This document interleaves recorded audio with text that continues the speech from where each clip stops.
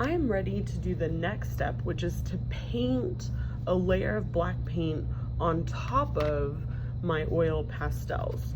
So what we're creating right now is this very top layer that we will be able to scratch away so that our designs will show through.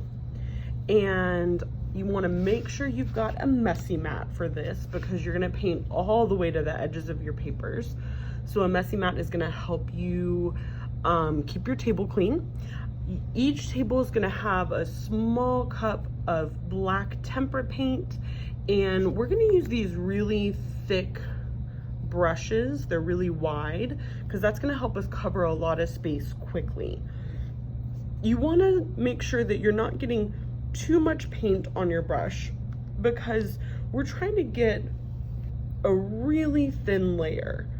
We want to cover it up completely so that it's black and there's not like big spaces of color showing through. So if you paint like that and it's starting to run out of paint and you can start to see color, that means you need to dip your brush back into the paint and then go over it again.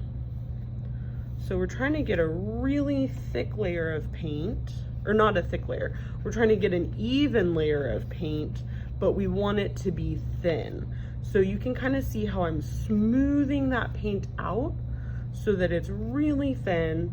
If you have big globs of paint, like you can see, let me see if I can hold it up. Right there we go. Yeah, right there. If you have big bumps of paint on your paper, those parts are going to be really hard to scratch off when it's time to create your design.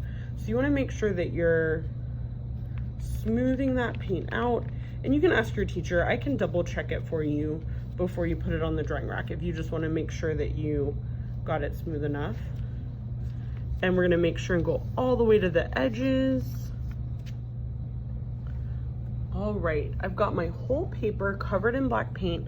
I'm going to do one last check. I see a few places where I see a little bit of color coming through. So I'm going to put a thin layer of black paint on top, still spreading it out evenly to make sure that it'll be easy to scratch off. And once you've got everything painted, you are going to put it onto the drying rack. We have to let it dry completely. We're going to let it dry overnight, and then the next time you are in art, you will be ready to scratch your design into your paper.